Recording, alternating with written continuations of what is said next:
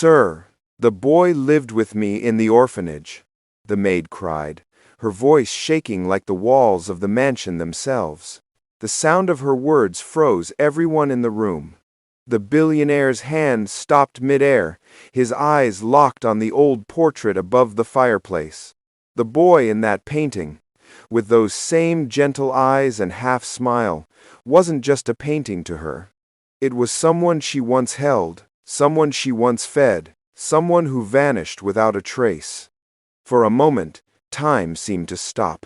The ticking clock, the quiet fire, even the breath of the rich man standing there, all turned still. The maid's tears fell on her apron, but her gaze stayed on the portrait. "He lived with me," she whispered again, her voice soft but filled with something that broke the air in two. No one in the mansion understood why a simple maid's words could make the richest man in Texas tremble. But deep inside him, something old, something buried for decades, had just woken up. The sound of Naomi's voice still echoed through the wide hallway. Her words, "Sir, the boy lived with me in the orphanage," did not leave the air easily. They stayed, like dust floating in sunlight, soft but impossible to ignore. The mansion, usually filled with silence and control, suddenly felt alive with a strange heaviness, like the walls were holding their breath. David Miller, one of the most powerful men in Texas, stood frozen near the marble fireplace. He had heard many things in his life, but never words that made his heart stop like this. His sharp eyes were fixed on the old portrait that hung above the fire. It was a painting of a small boy, about 5 years old, wearing a light blue shirt and smiling faintly. The boy's face carried something pure, something painfully familiar. Naomi stood at the other end of the room, her brown hands trembling against her white apron. She looked like she had just seen a ghost. Her heart pounded slowly inside her chest, but her voice came out in a whisper. "Sir, please forgive me if I speak out of place, but I knew this child. I took care of him years ago at St. Mary's orphanage in Dallas. We called him Daniel." David's breath caught. The name hit him like a wave. "Daniel?" he repeated quietly, almost to himself. His throat felt dry. Naomi nodded. "Yes, Daniel." He was quiet, kind, always drawing things he remembered. He told us he once had an older brother who called him his little champion. The words burned through David's chest like fire. My little champion, that was what he used to call his younger brother, Lucas, when they played in the garden as children. He had not heard anyone say those words in over 30 years. His lips parted slightly, but no sound came. He took a slow step forward, his shoes pressing against the soft rug, his eyes locked on the portrait. The boy's face seemed to stare back at him, innocent and knowing, like a whisper from the past. "This can't be," he said under his breath. "It can't be." Naomi lowered her head. "I wouldn't lie about something like this, sir. I remember that boy as if it were yesterday. He was only 6 when he came to the orphanage. He said his parents died in a car accident, but he never believed it. He said someone took him away from his family. He used to cry at night and whisper that his brother would find him."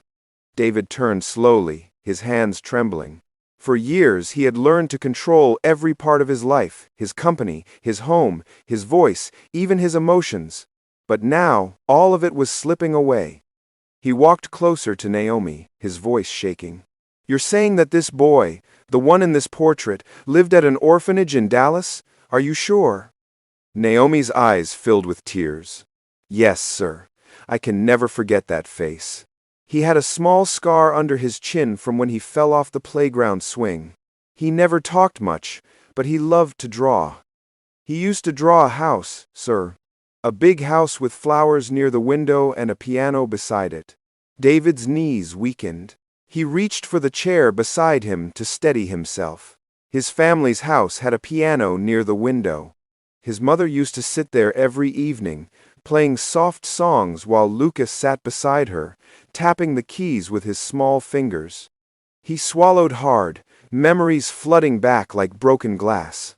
Lucas, he whispered, the name almost escaping him. Naomi looked up sharply. What did you say, sir? My brother's name was Lucas, David said slowly, staring at the floor. He was 4 years old when he was taken from us. It was a Sunday morning in Austin. We were at the park. I looked away for 1 second, and he was gone. Naomi covered her mouth. Her body trembled as her tears fell freely. Sir, I think the boy I cared for was your brother. For a long moment, silence filled the room again. Only the sound of the clock ticking on the wall broke the stillness. David's chest felt heavy, his breath short, like the air itself was pressing against him. 30 years of buried pain began to rise, piece by piece. He walked back toward the portrait and touched the frame. The boy's painted eyes seemed to follow him. I spent my whole life trying to forget that day, he said quietly. My parents never recovered. My mother stopped playing piano. My father drowned himself in work until he got sick. I built this life thinking I could bury the past, but it never left. Naomi wiped her eyes. Sir, sometimes the past finds us when we least expect it. He looked at her, his eyes tired but burning with questions. Do you know what happened to him, where he went? Naomi shook her head slowly. One night, when he was 14, he got into a fight with another boy and ran away. The police searched, but no one ever found him. That was the last time I saw him. David's body stiffened. So he could still be alive? Naomi hesitated, her voice soft. Maybe, or maybe not. But one thing is sure, sir. That boy never stopped believing you'd come for him. David turned back toward the fireplace, his reflection glowing faintly in the glass covering the portrait. His heart felt like it was both breaking and waking at the same time. He was here, he whispered. All these years, he was right here in Texas. Naomi nodded slowly. Sometimes God hides answers in places we never look. David took a deep breath, trying to hold himself together. The power he once carried in business meetings, the control that made people fear his name, all meant nothing in this moment. He was just a broken man remembering a promise he made as a child. I'll find you, little champion. I'll bring you home. The clock struck 9, its sound deep and hollow. Naomi turned to leave, but paused near the door. Sir, she said softly, I can help you. I remember things about the orphanage, people, records, maybe something still there. David looked up. You'd help me? She nodded. Yes, sir. I cared for him once. I can't just forget him now. For the first time in years, David's expression softened. Then we'll find him together, he said, his voice low but firm. Outside, the Texas night stretched wide and still. The wind brushed against the windows, whispering through the empty halls. Naomi stood for a moment staring at the portrait, her eyes wet. Hold on, Daniel, she whispered quietly. Someone's finally looking for you. In the distance, thunder rolled, soft and slow, as if the heavens themselves knew that something long buried was about to be uncovered. And for the first time in 30 years, the lights in the Miller mansion burned through the night, keeping watch over a secret that was no longer asleep. The morning light crept slowly across the wide windows of the mansion, painting soft gold on the polished floors. David Miller hadn't slept all night. He sat in the study, his elbows on the desk, his face buried in his hands. The portrait of the little boy still hung in the main hall, and every time he closed his eyes, that face returned the same small smile, the same eyes that once looked up to him in the park before everything fell apart. Naomi Clark walked in quietly, holding a tray with coffee. She had changed into her clean Maid uniform, but the worry on her face had not faded. Sir, she said softly, placing the tray down, you haven't eaten since yesterday. Please, have a little something. David looked up slowly. His voice was rough. Naomi, when you worked at that orphanage, do you remember who ran it? Naomi nodded. Yes, sir. Her name was Sister Margaret. She was kind, but very strict. She must be old now, if she's still alive. David stood up, straightened his shirt, and walked to the window. Outside, the morning sun rose over the garden, where his mother used to play piano melodies that could be heard through the glass. We're going to Dallas, he said after a long silence. If my brother was there, I need to see it with my own eyes. Naomi blinked, surprised. Today, sir? Yes, he said, his tone firm. I've spent 30 years running from the truth. I'm not wasting another day. She hesitated, then nodded. I'll get ready. By noon, the two of them were on the highway, the long Texas road stretching before them like a ribbon of memory. The silence in the car was heavy. David drove slowly, his mind lost between past and present. Naomi sat beside him, clutching her purse, the edges of her fingers trembling. Sir, she said after a while, if he really was your brother, I hope you're ready for what you might find. The orphanage wasn't an easy place. Most children there came with pain that never healed. David's hands tightened on the steering wheel. I'm not afraid of pain, Naomi. I've lived with it all my life. I just want to know the truth. They reached the small town of Dallas, outskirts before evening. The orphanage stood on a quiet street, behind a row of dry trees and broken fences. The building was old and gray, its walls cracked from years of sun and rain. A faint sign still read Street Mary's Orphanage. The iron gate squeaked as they pushed it open. Inside, everything smelled of dust and time. A few birds flew past the broken roof tiles, their wings echoing in the silence. Naomi walked ahead, her step slow, almost fearful. It feels like yesterday, she whispered. I used to sweep this floor every morning. They reached a narrow corridor lined with faded pictures drawn by children long ago houses, stick figures, sons with smiling faces. David stopped at one of the drawings. It showed two boys holding hands in a garden. His throat tightened. Footsteps approached. An old woman in a gray habit appeared from a side room. Her hair was silver, her eyes kind but tired. Can I help you? She asked gently. Naomi stepped forward. Sister Margaret? It's me, Naomi Clark. I worked here years ago. The nun's eyes widened with recognition. Naomi? My goodness, child, look at you. It's been ages. Then her gaze shifted to David. And who might this be? David stepped closer, holding a photograph in his hand. My name is David Miller. I'm looking for a boy who lived here a long time ago. His name was Daniel, but his real name was Lucas Miller. He was brought here when he was 6. Sister Margaret's hand trembled as she took the photo. The moment her eyes met the face of the boy, her breath caught. Oh, dear Lord, she whispered. Yes, I remember this child. Naomi gasped quietly. You do? The old woman nodded slowly, her eyes soft with sorrow. He was a sweet boy, very quiet.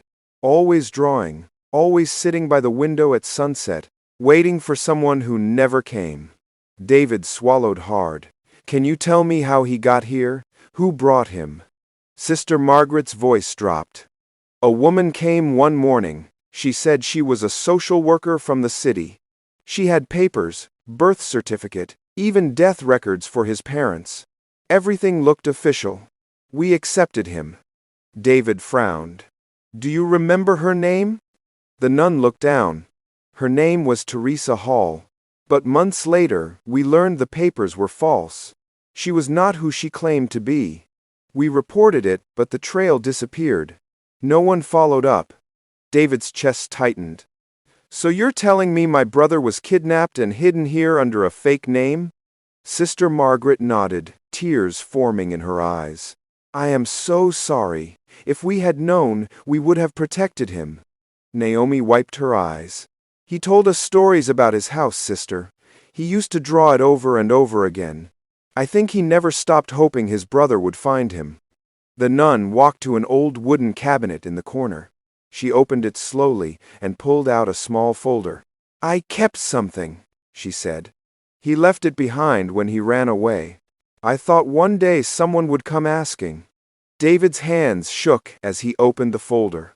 Inside was a single sheet of yellow paper, fragile from time. It was a child's drawing a large house covered in ivy, a piano by the window, and two boys holding hands. At the bottom, in small shaky letters, were the words, "My name is Lucas Miller. One day, my brother will find me." David's vision blurred. He held the paper close to his chest, his lips trembling. He remembered.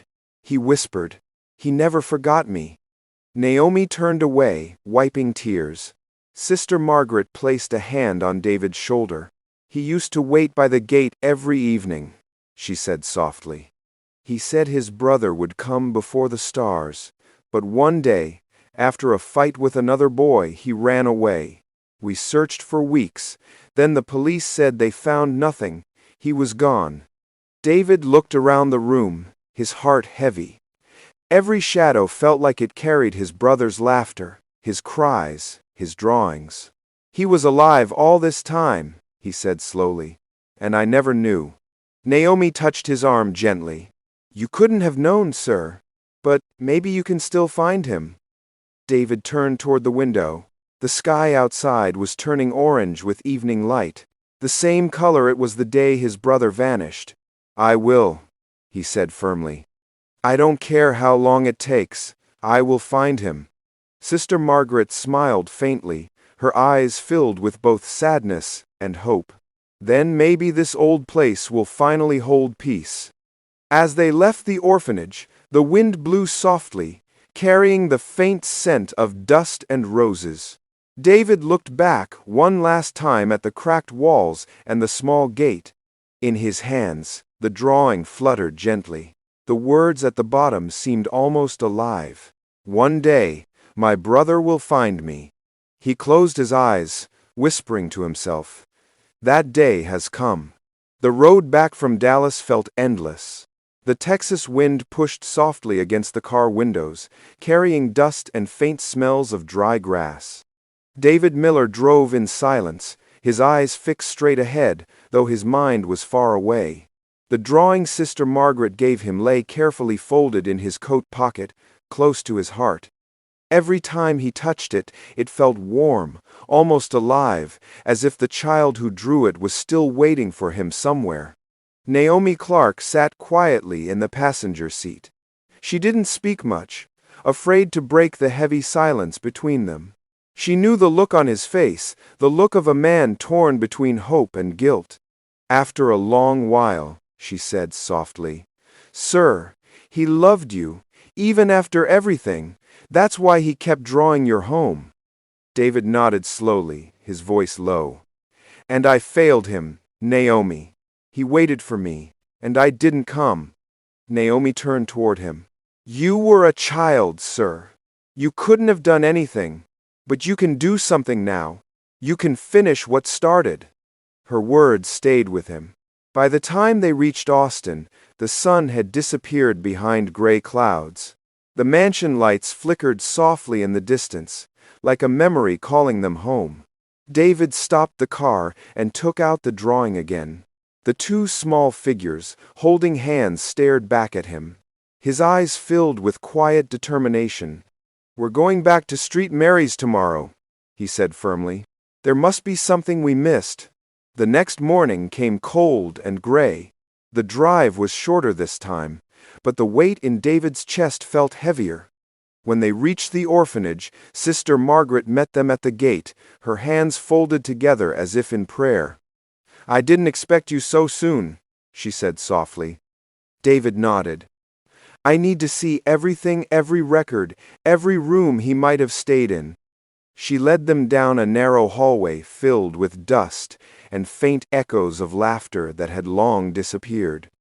Naomi walked beside them, her heart pounding quietly. When they reached the dormitory, Sister Margaret pushed open the door. "This was where the older boys slept," she said. The room was empty now.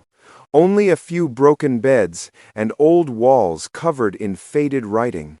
David stepped inside slowly. His shoes crunched against the wooden floor. The air smelled like paper and old rain. He ran his hand along one wall, tracing faint drawings of stars and small stick figures. Then he froze. "Naomi," he whispered. "Come here." She walked closer and followed his gaze. In the far corner, near a cracked window, faint letters were scratched into the wall.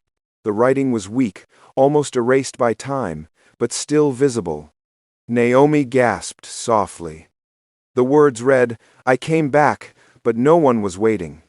David's whole body stiffened. He touched the message gently, his hand trembling. "He was here," he whispered. "He came back." Naomi's voice broke. "He must have come looking for you, sir." Tears filled David's eyes, but he didn't let them fall. He stood there for a long time, tracing the letters over and over again, like trying to hold on to the touch of a lost hand. "He came home," he said quietly, "and I wasn't there." Sister Margaret covered her mouth. "We never saw this writing before. It must have been after he ran away. Maybe he returned, hoping someone would open the gate." David closed his eyes. The pain in his chest was sharp but full of life, like a wound that could finally bleed after years of silence. "I need to find out where he went after that," he said finally. Sister Margaret nodded. "There might be something in the old city records.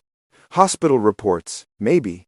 That evening, back at the mansion, David filled the study table with documents, old police reports, adoption papers, and missing child notices. Naomi helped him read each one carefully. The lamplight fell softly on their faces as hours turned into midnight. "Here," Naomi said suddenly, pointing at one of the records. "Look at this." David leaned closer. It was a hospital admission from 17 years ago. A boy named Daniel Lucas Miller had been brought in after being found injured by a roadside near San Angelo. The boy was 17, quiet, and couldn't remember much about his past. David's eyes widened. "That's him," he whispered. The record ended with one note. "Released after recovery, said he was going back to the orphanage." Naomi looked up slowly. "He came back here." That's when he wrote on the wall. David pushed the papers aside and stood. "He was alive, Naomi. He survived. He tried to come home." She nodded, her own eyes filling with tears. "Then we must keep looking. He could still be alive." For the next several days, David hired investigators, searching through old hospitals, shelters, and church archives. Every call, every visit felt like chasing a ghost. Many leads went cold, but he refused to give up. Each night, Naomi watched him sitting by the fireplace, holding the drawing close to his chest, whispering words she couldn't hear. One evening, as they went through another pile of reports, the phone rang. David picked it up, immediately. "Yes, this is David Miller." A man's voice spoke on the other end. "Mr. Miller, this is Thomas Blake, the lead investigator. We found something." David straightened. "Tell me." There was a record from 15 years ago in a small town called Cedar Springs. A man named Lucas Daniel Miller was registered at a local shelter. Locals called him the Quiet Painter. He used to paint portraits of children in the town square. Then, suddenly, he disappeared again. David's heart pounded slowly. "Is there any chance he's still there?" The investigator hesitated. "Some say he returned a few years ago. A man matching his description lives near the market, still painting. I think you should see for yourself." When the call ended, David stood silent for a moment. Naomi looked at him anxiously. "What is it, sir?" He turned to her slowly. "I think we've found him." Her lips parted in shock. "Lucas?" David nodded. "If this is true, he's in Cedar Springs." Naomi pressed her hands together. "Then we leave now." By dawn, the two were on the road again. The highway stretched before them under a soft pink sky. The air smelled like rain, and the sound of tires against gravel was the only thing breaking the quiet. David's grip on the wheel was firm, his mind running ahead to what awaited him. "Sir," Naomi said after a long silence, "what will you say when you see him?" David looked at the horizon. "I don't know," he said truthfully. "Maybe I'll just hold him. Maybe that's all I ever needed to do." The sun climbed slowly as they approached the hills. Signs for Cedar Springs began to appear by the roadside. Naomi looked out the window at the quiet town below, its streets lined with small shops and bright tents. Children ran past, their laughter echoing through the morning air. David parked the car and stepped out, his heart beating with something that felt like fear and hope mixed together. "Let's find the market," he said. Naomi nodded, her eyes scanning the crowd. Somewhere, in the noise and color of that small Texas town, a man who once called himself Daniel was waiting a boy who had grown up believing his brother forgot him, a man who had carried the memory of home through years of loneliness. Neither of them knew that in a few minutes, everything they had been searching for would stand right before them. The town of Cedar Springs was calm that morning, its streets alive with small shops, smells of roasted coffee, and quiet voices greeting one another. The market square sat in the center, bright with tents of every color. David Miller stood at the edge of the crowd, his chest heavy with both fear and hope. For 30 long years he had dreamed of this moment, though he never truly believed it would come. Naomi Clark walked beside him, holding her hands close to her apron. She could feel the tension in the air, like the world itself had stopped to listen. "Sir," she whispered, "are you ready for this?" David didn't answer. His eyes moved from one corner of the market to another, searching. Then, near a small striped canopy, he saw a man sitting on a wooden stool, painting a little girl's portrait. The man's clothes were simple, a plain brown shirt and old jeans. His beard was short, his hair touched with gray, but there was something familiar in the curve of his face and the quiet focus in his eyes. David's voice dropped to a whisper. "Naomi," he said, barely breathing. "Look there!" Naomi followed his gaze. The moment she saw the man, her heart trembled. "Oh my God," she whispered, "that's him." David took a slow step forward, then another. His feet felt heavy, like the ground itself was holding him still. The man looked up briefly, noticing the two strangers watching him. For a second, their eyes met, one filled with confusion, the other with disbelief. The paintbrush in the man's hand stopped moving. Naomi's voice was soft, trembling with tears. "Daniel," she said gently. The man blinked. "What did you say?" She stepped closer. "It's me, Naomi, from Street Mary's orphanage." His lips parted, the color draining from his face. "Naomi," he whispered, his voice shaky. "I remember you." Then his gaze shifted to David. His expression changed. His breath caught, as if his heart suddenly remembered something that his mind had forgotten. David's eyes filled with tears. His voice broke. "Lucas." For a long moment, the world went quiet. The crowd around them faded into soft noise. Lucas stood up slowly, his hand trembling. "What did you call me?" David stepped closer, pulling a folded piece of paper from his coat. It was the old drawing from the orphanage, the one with the house and the piano and two boys holding hands. He opened it carefully. "Do you remember this?" he asked, his voice shaking. When Lucas saw it, his face crumbled. His knees weakened as tears filled his eyes. He touched the paper gently, his fingers trembling over the faded crayon lines. "I drew this," he whispered. "I used to dream about that house, that piano, that day." David's voice cracked. "It wasn't just a dream, Lucas. It was real. You were taken from us. I've been looking for you ever since." Lucas's tears fell freely now, rolling down his cheeks. "All those years," he said softly, "I waited. I thought maybe you forgot. David took a step forward, his voice trembling but full of emotion. I never forgot you. I built everything I have trying to fill that hole, but it never worked. I was just waiting for this moment, for you. Lucas dropped the brush and stumbled forward. The two brothers met in the middle of the market and held each other tightly. David's arms wrapped around him like he was afraid to ever let go again. Lucas's tears soaked his brother's shirt as the crowd around them fell silent, watching in awe. Naomi stood nearby, her hands over her mouth, tears streaming down her face. It felt like time itself had stopped. After so many years, two souls torn apart by fate had found their way back to each other. When the two men finally stepped back, both were crying but smiling through the pain. David wiped his brother's face gently. You're home now, little champion, he said softly. Lucas laughed weakly, the words shaking him. You still remember that? I never stopped saying it, David replied. Even when I thought you were gone. That evening, David brought Lucas back to the mansion in Austin. The sky was painted with soft orange light as their car entered the long driveway. For years, the house had been silent, more like a museum than a home. But as soon as Lucas stepped inside, something shifted. The air felt warm again. He walked slowly through the corridors, his hand touching the walls, the tables, the piano by the window.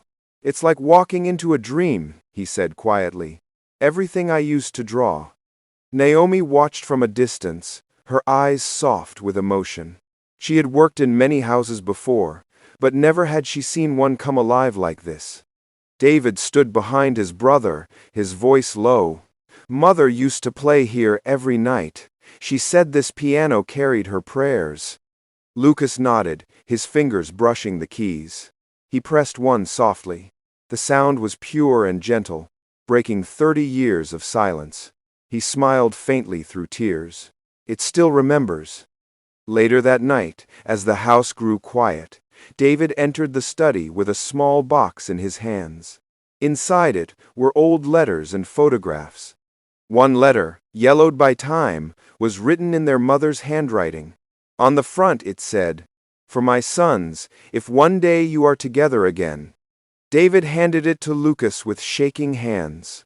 Lucas opened it carefully and began to read aloud.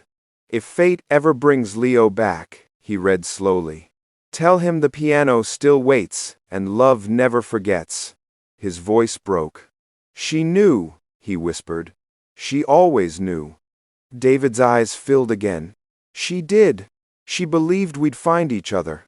Lucas looked up, smiling through tears. And now we did. That night, the two brothers sat before the piano together. David pressed the first note, hesitant. Lucas joined him, and soon a soft melody filled the air, the same song their mother once played. The sound rose gently, carrying warmth into every corner of the mansion. Naomi stood by the doorway, tears glistening on her cheeks. For the first time in decades, the house felt alive again. In the following weeks, life inside the Miller mansion changed completely. Lucas began painting again, filling the once empty walls with color and life. David spent more time at home, learning how to smile without hiding behind his success. Naomi became more like family, her quiet strength holding the two brothers together. One afternoon, while organizing old police files, David found the name of the woman who had taken Lucas all those years ago, Teresa Hall, a former nurse linked to child trafficking. He sat quietly for a long moment, then folded the paper. When he told Lucas, his brother's eyes were calm. "What will you do?" he asked softly. David looked toward the garden, where sunlight fell across the piano window. "Nothing," he said finally. "The past already punished her. What matters now is what we do next." And he meant it. Months later, David founded the Helena Foundation, named after their mother, to help find missing children and support orphanages across Texas. Lucas designed the foundation's logo, two boys holding hands before a piano, sunlight behind them. At the opening ceremony, David stood before the crowd, his voice shaking. This began with a promise, a brother who swore he'd find the other, and a woman whose heart remembered what the world forgot. Lucas stepped beside him, his hand resting on David's shoulder. "Love found us," he said quietly, "even after the world tried to take it away." Naomi sat in the front row, smiling through her tears. She had seen the story from its beginning, and now she was watching the ending the world had almost lost. That night, as the guests left and silence returned, David and Lucas stood before the portrait that once started it all, the same boy's face that had brought the truth back to life. Beside it now hung a new painting. One Lucas had made himself. Two grown brothers standing by a piano, sunlight spilling behind them. David looked at it for a long moment and whispered, "Maybe love doesn't disappear, Lucas. It just waits until we're ready to remember it." Lucas smiled softly. "Then we finally remembered." And as they sat down at the piano one last time, the house filled again with music not of loss, but of peace, forgiveness, and family restored. The mansion that was once silent now sang with life again. Dear viewers, this story reminds us that love never truly disappears. It only waits for the right time to return. Sometimes the people we think are gone are only one prayer, one memory, or one act of courage away from coming home. Naomi's tears, David's pain, and Lucas's hope all carried one message: that family isn't broken by distance, only by forgetting. And when love is strong enough, even time and pain cannot destroy it. If this story touched your heart, tell us in the comments what part moved you the most. Was it when Naomi recognized the boy in the portrait, or when the two brothers finally met again after 30 years apart? Let us know where you are watching from, because we love hearing from every corner of the world. Don't forget to like, share, and subscribe for more emotional stories that will remind you that hope is never lost and that love always finds its way back home. And if you want more heart-touching stories like this, comment more stories, and you will be the first to receive the next emotional story. Before you go, ask yourself these 3 questions. 1. Would you recognize someone you once loved if fate brought them back to you? 2. What would you do if your past knocked on your door today? 3. Do you believe love can truly heal what time tried to break? Thank you for watching, and remember, no matter how long it takes, true love always finds its way home.